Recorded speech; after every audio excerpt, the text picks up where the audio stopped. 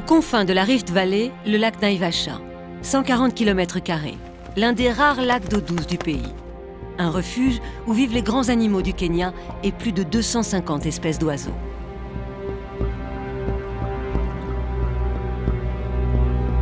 Autour de Naivasha, la plus grande concentration de cerfs du pays.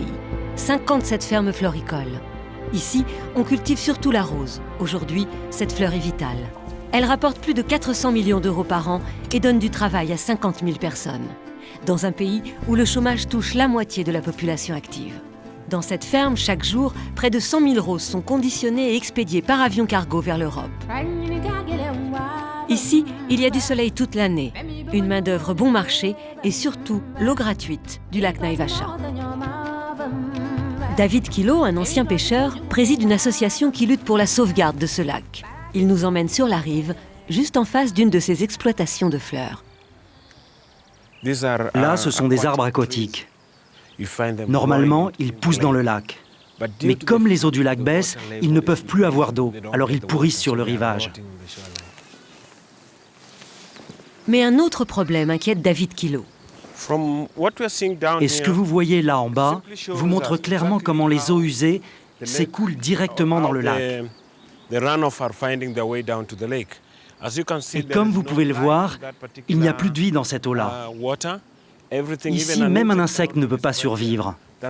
Et ça veut dire que cette eau doit certainement être contaminée. Pour nous montrer la dégradation du lac, l'ancien pêcheur nous emmène sur son bateau. Je me souviens de ce lac. Ça remonte à l'année 1977. Les eaux étaient claires comme de l'eau de roche. On avait l'habitude d'y nager. Il y avait beaucoup plus d'oiseaux, mais aussi il y avait notre poisson favori, le tilapia. Mais le déclin de ces poissons et de ces oiseaux signifie qu'il se passe quelque chose de malsain dans ce lac. La barque s'engage dans l'un des nombreux canaux d'irrigation qui bordent le lac. David avance avec prudence, l'endroit est surveillé. Ça, c'est pour nous empêcher de voir ce qui se passe là-bas. Ils font tous ça. Ils dressent partout des barrières sur le lac. Nous sommes derrière une des exploitations horticoles, un endroit interdit que les fermiers n'aiment pas montrer. Vous voyez ça? Ça, c'est une des pompes qu'ils ont mises dans le lac. Et en plus, il n'y a même pas de compteur. Et ça, ils l'ont caché parce qu'ils ont peur que l'on découvre que la plupart de ces puissantes pompes sont installées directement dans le lac. Et les autorités ne viennent jamais jusqu'ici pour faire des contrôles. Autour du lac, près d'une centaine de pompes comme celle-ci fonctionnent à plein régime, jour et nuit. Les fermes horticoles sont en partie responsables de la baisse des eaux. Mais sont-elles aussi responsables de la pollution du lac ?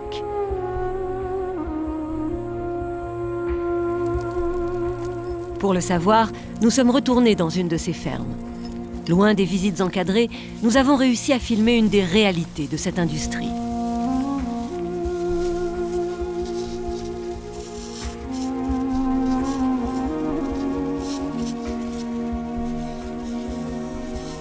Pour assurer la résistance des fleurs aux insectes et au transport, les ouvriers les aspergent de produits chimiques et de pesticides à très haute dose.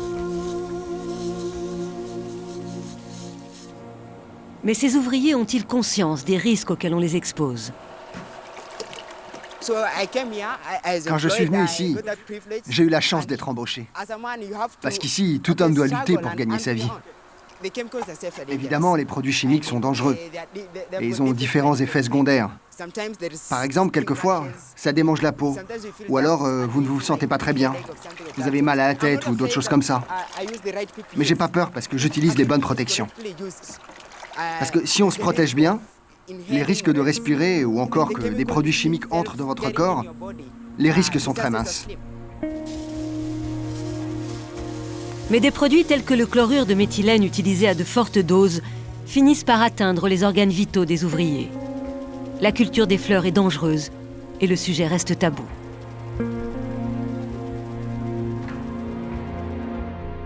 Dans cette clinique privée, un médecin qui a travaillé 10 ans dans les fermes horticoles, le docteur Isaac Lumbasi, dénonce cette hypocrisie.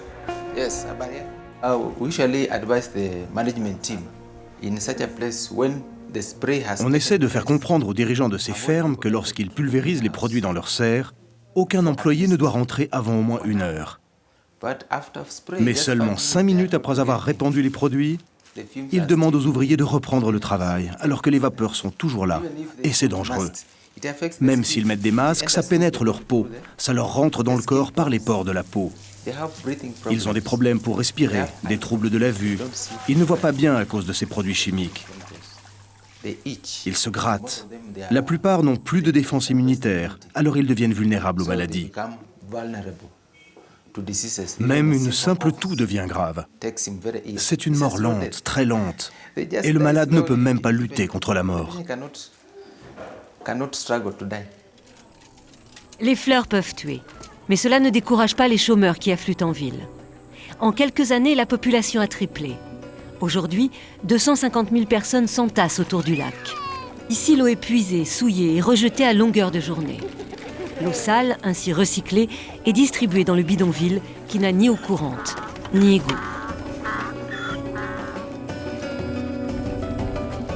Une situation alarmante, mais qui n'inquiète pas. L'industrie des fleurs est essentielle pour la région. Elle sort ces personnes de la misère. Mais cette dynamique a un prix, comme le constate un biologiste de l'université de Nairobi, un des plus grands spécialistes du lac Naivasha, le professeur Kenneth Matouvi. Toute cette eau qui dégouline vient des fermes de fleurs.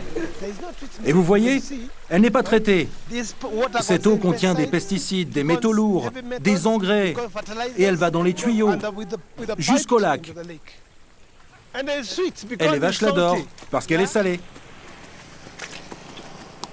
Et vous pouvez voir que le troupeau la boit à la source. Ils sont directement contaminés et un peu plus tard, les poissons seront eux aussi contaminés dans le lac. Ce sera le zooplancton, le phytoplancton et la chaîne continuera. Pourtant, la relation entre la culture des roses et la dégradation du lac est remise en cause par les fermiers. Pour le chercheur, elle est évidente. Chaque mois, il effectue des prélèvements, analyse l'eau, la boue, le plancton et les poissons. Ce sont eux qui indiquent le mieux le degré de pollution du lac.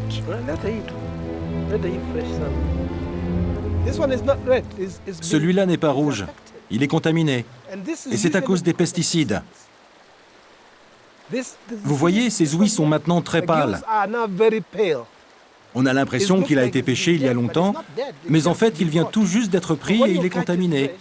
Quand vous en attrapez un qui n'est pas contaminé, il ressemble à ça, vous voyez?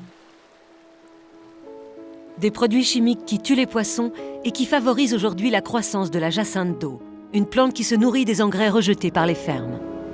Plus cette pollution gagne le lac, plus cette plante se développe. Le prédateur envahit peu à peu le lac et l'étouffe. Pour David Kilo, l'ancien pêcheur, beaucoup trop de fermes exploitent les fleurs. Si on ne fait rien pour préserver ce lac, si la culture, en particulier celle des fleurs, ne change pas, je pense que très rapidement, dans moins de 10 ans, le lac va disparaître. Par endroits, les bords du lac se dégradent déjà. Un avertissement. Quand nous achetons une rose, nous devrions réfléchir pour que la dernière fleur du lac Naivasha ne soit pas la jacinthe d'eau.